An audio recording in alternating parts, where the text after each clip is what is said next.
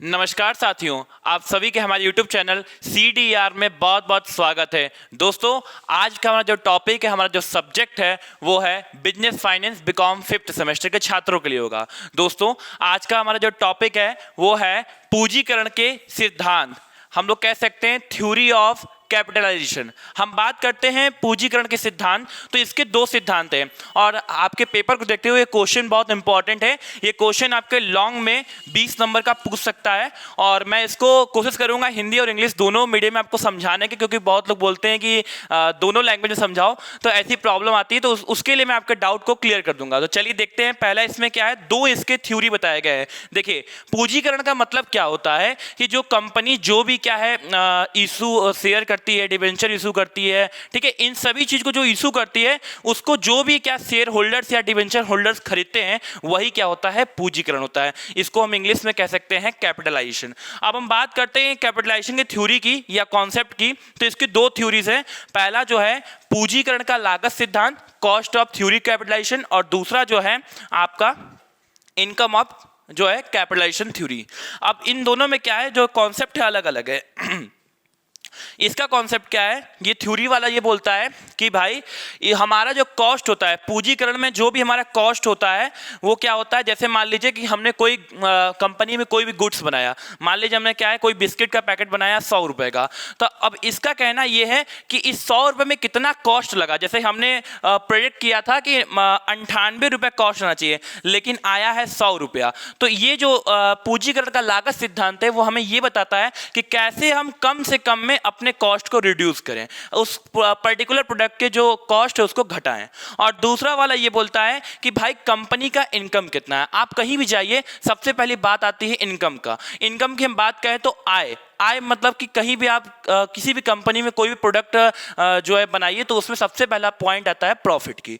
तो आय वाला बोलता है कि कंपनी की इनकम कितनी है। मान लीजिए ये बिस्किट का पैकेट हमने बनाया 90 रुपया और हम बेचते हैं इसको 120, तो प्रॉफिट कितना हुआ, 30 हुआ। और ये 30 वाला प्रॉफिट ये बोलता है ये थ्योरी कि कितने 30 को हम क्या है 35 में कन्वर्ट कर लें, इस 30 को क्या है हम 35 में कन्वर्ट कर लें। तो बहुत इजी है, आपको बस टॉपिक से क्लियर हो जाएगा कि आय वाला ये बोलता है कि कितना ज़्यादा हम इनकम कर लें और कॉस्ट वाला ये बोलता है कि कितने कम से कम में हम उस प्रोडक्ट को क्या है इशू कर दें। चलिए आगे देखते हैं, अगला क्या है।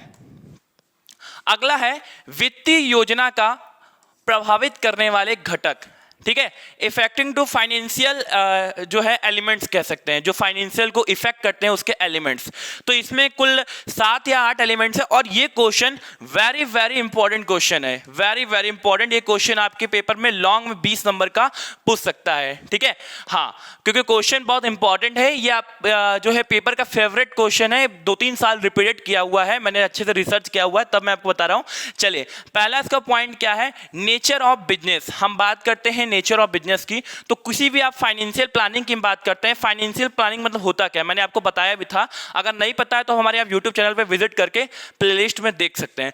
फाइनेंशियल प्लानिंग मतलब होता है वो प्लानिंग जो क्या है किसी भी बिजनेस को चलाने के लिए जरूरी होता है। फॉर एग्जाम्पल, अगर हम किसी बिजनेस को या किसी कंपनी को शुरू करते हैं तो शुरू करने के लिए सबसे पहले हमें क्या चीज़ चाहिए होगा, पैसा। हमें क्या चाहिए होता है, और पैसा कहाँ से आएगा, इसके लिए हम क्या करते हैं, प्लानिंग करते हैं। प्लानिंग में हम क्या बताते हैं कि भाई कंपनी कैसे बनेगा, किस चीज़ के बिजनेस करेंगे, कितना इनकम होगा, कितना कैपिटल होगा, कितना एक्सपेंडिचर होगा, कितने एसेट्स खरीदने हैं। तो ये सब चीज़ किस में आते हैं, आपके फाइनेंशियल प्लानिंग में, ठीक है।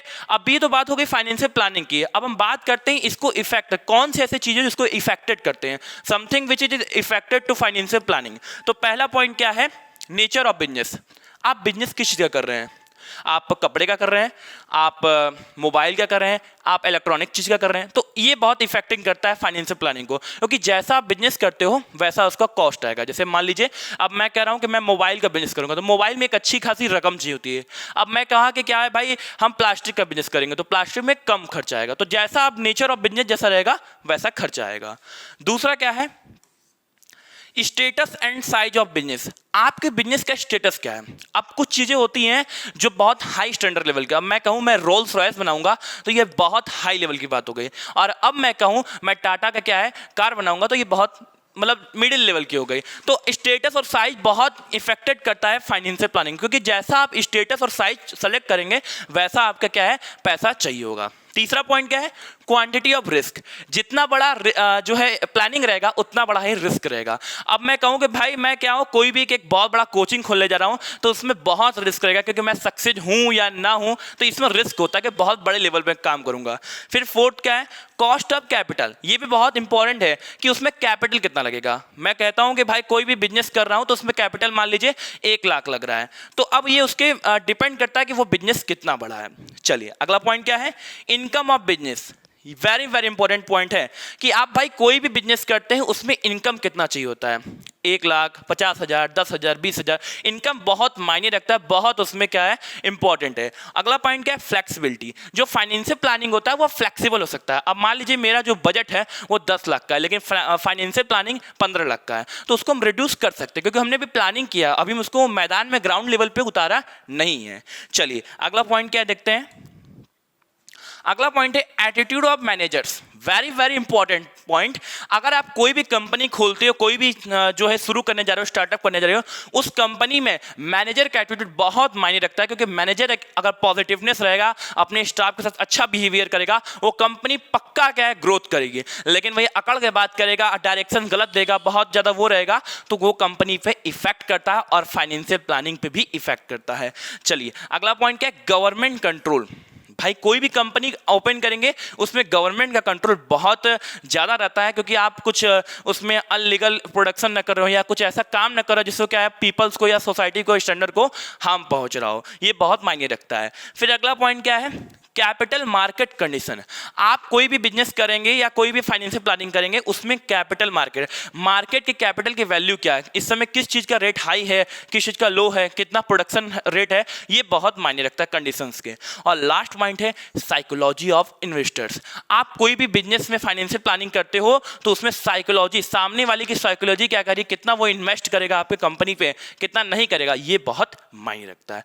तो ये हमारे कुछ जो है कि फाइनेंशियल प्लानिंग की इफेक्टिंग करने वाले एलिमेंट्स से वेरी वेरी इंपॉर्टेंट क्वेश्चन है। आप इस क्वेश्चन को जरूर देखिएगा, और हम ये नहीं कहते कि आप सब्सक्राइब कीजिए, लेकिन हाँ आप हमारी वीडियो को देखिए, एग्जाम दीजिए, और अगर आपको सेटिस्फाइड महसूस हो, अच्छा लगे, तब फिर वापस आकर सब्सक्राइब कीजिएगा। और आज के लिए इतना ही, नमस्कार।